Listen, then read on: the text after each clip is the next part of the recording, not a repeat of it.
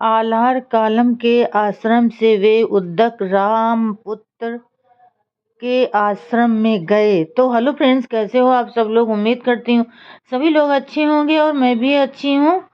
तो फ्रेंड्स, आल्हार कालम के आश्रम से वे उद्दक रामपुत्र के आश्रम में गए। वहाँ उन्होंने 8वां ध्यान सीखा। इस ध्यान में साधक चेतना के उस स्तर तक पहुंच जाता है जहां भाव बोध तथा भाव बोधहीनता दोनों ही अवस्थाएं समाप्त हो जाती हैं। यह विचार से निर्विचार की अवस्था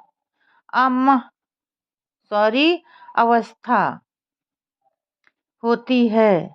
जब साधक चेतना की सभी अवस्थाओं को पार कर जाता है, लेकिन सिद्धार्थ गौतम ने देखा कि उनके अंतर्मन की गहराइयों में राग द्वेष के विकार अब भी मौजूद हैं और ध्यान की अवस्था से बाहर आते ही आनंद की अवस्था समाप्त हो जाती है।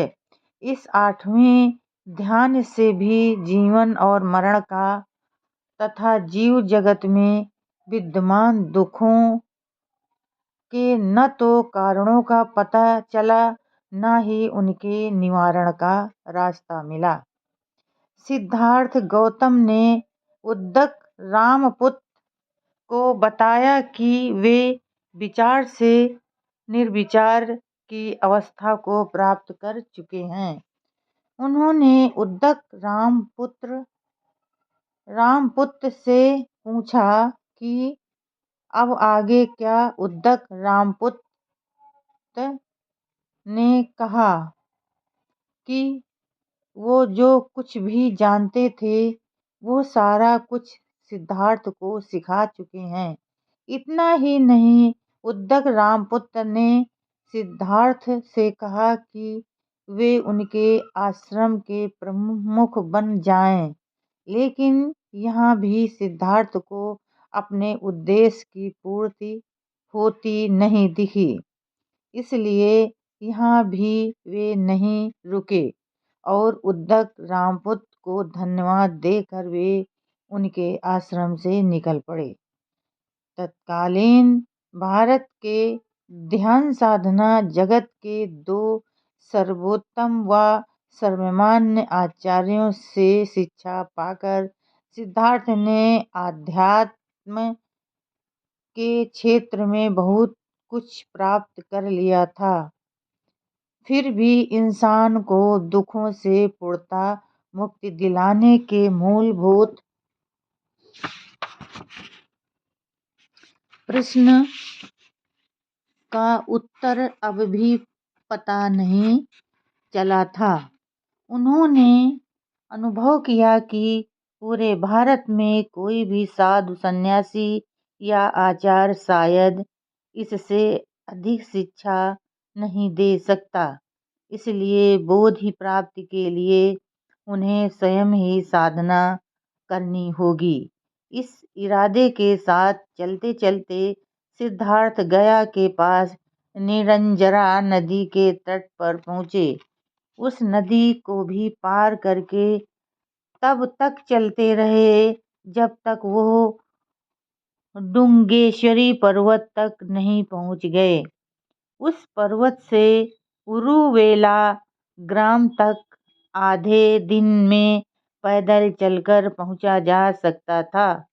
सिद्धार्थ ने निश्चय किया कि जब तक मुक्ति का सद्मार्ग नहीं खोज लेते तब तक वो यही साधनारत रहेंगे।